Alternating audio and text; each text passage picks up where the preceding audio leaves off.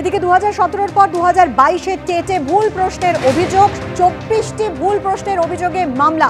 যাদবপুর বিশ্ববিদ্যালয়ের উপাচার্যকে বিশেষ কমিটি গঠনের নির্দেশ। 1 মাসের মধ্যে নিজেদের অবস্থান জানাতে হবে উপাচার্যকে, নির্দেশ বিচারপতি রাজাশেখর মান্ধার।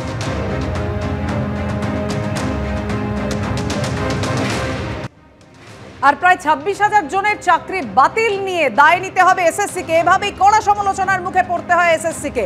নিয়োগ দুর্নীতি মামলায় গোটা প্যানেল বাতিলের দায় নিতে নারাজ এসএসসি। স্কুল সার্ভিস কমিশন আদালতে 3বার হলফনামা দিয়ে তালিকা দেওয়া হয়েছিল। এসএসসির তরফে জানানো হলো, সিদ্ধার্থ মজুমদার তিনি জানিয়েছেন আদালতে 5,300 জনের নামের তালিকা পেশ করা হয়েছে।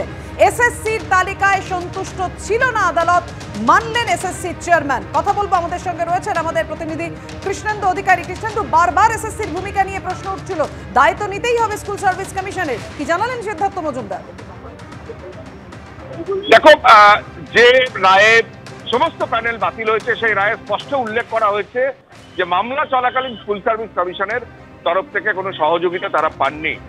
স্কুল সার্ভিস কমিশন আজকে তথ্য দিয়ে দাবি করছে যে তিনটে হলফনামায় তারা অযোগ্যদের তালিকা হাইকোর্টে পেশ করেছিলেন এবং সেই সংখ্যাটা প্রায় 5,400-এর মতো বা 5,478-এর মতো, এবং সেই সংখ্যাটার এদিক ওদিক হতে পারে এমনটাও স্কুল সার্ভিস কমিশন জানাচ্ছে। 5,000-এর ওপর বেশি অযোগ্যদের তালিকা তিনটে হলফনামায় হাইকোর্টে পেশ করা হয়েছিল স্কুল সার্ভিস কমিশনের তরফে, এমনটা দাবি করা হচ্ছে স্কুল সার্ভিস কমিশনের তরফে। কিন্তু এটা যখন প্রশ্ন করা হয় স্কুল সার্ভিস কমিশনকে, যারা অযোগ্য সেই তালিকা যখন স্কুল সার্ভিস কমিশনের কাছে আছে এবং সেই কমিশন যেটা হাইকোর্টে পেশ করছে, তাহলে বাকিরা কি যোগ্য? এবং যে তুমি জানো প্রায় 26,000 চাকরি বাতিল হয়েছে এবং সেই 26,000-এর মধ্যে যদি 5,000 অযোগ্য হন, বাকিরা তো তাহলে যোগ্য হওয়ার কথা। যদিও তাৎপর্যপূর্ণভাবে স্কুল সার্ভিস কমিশন বাকিদের যোগ্য বলতে বা তাদের সার্টিফিকেট দিতে এখনই নারাজ। সেখানেই প্রশ্ন উঠছে, তাহলে যোগ্যদের চিহ্নিত করতে যখন এখনই নারাজ স্কুল সার্ভিস কমিশন, তাহলে অযোগ্যদের চিহ্নিত করার ক্ষেত্রে তাদের সেই তথ্য সঠিক কিনা সেটার নিশ্চয়তা কোথায়? অর্থাৎ একাধিক বিষয়ে প্রশ্ন উঠছে। স্কুল সার্ভিস কমিশন যেটা দাবি করছে, তিনটে হলফনামায় তারা প্রায় 5,478-এর মতো তালিকা পেশ করেছে। সেটা নবম, দশম, একাদশ, দ্বাদশ, গ্রুপ সি, গ্রুপ ডি সমস্ত মিলিয়ে যাদের অযোগ্যদের তালিকায়। পাশাপাশি আরেকটা বিষয় উল্লেখ করা হয়েছে যে 2016 যে প্যানেল গোটা বাতিল করা হয়েছে, সেইবারই এই স্কুল সার্ভিস কমিশন নতুন করে নিয়ম চালু করেছিল যে ওএমআর সিট 1 বছর রাখা হবে, তার আগে খাতায় পরীক্ষা হতো এবং সেক্ষেত্রে 3 বছর রাখা হতো।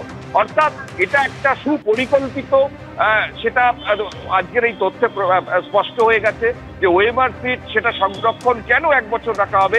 এবং আজকে স্কুল সার্ভিস কমিশন বলছে সেই ওএমআর সিট যদি সত্যি থাকতো, অর্থাৎ অরিজিনাল ওএমআর সিট যদি সত্যি থাকতো, তাহলে এত সমস্যা হতো না।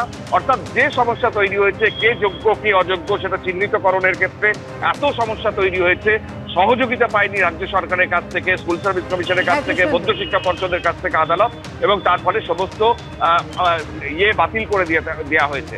অর্থাৎ সব বিষয়ে আজকে স্কুল সার্ভিস কমিশন দাবি করলেও যারা যোগ্য সেই যোগ্যদের সার্টিফাই করতে তারা এখনো পর্যন্ত রাজি নয়। এখানেই তৈরি হয়েছে নতুন করে দ্বন্দ্ব।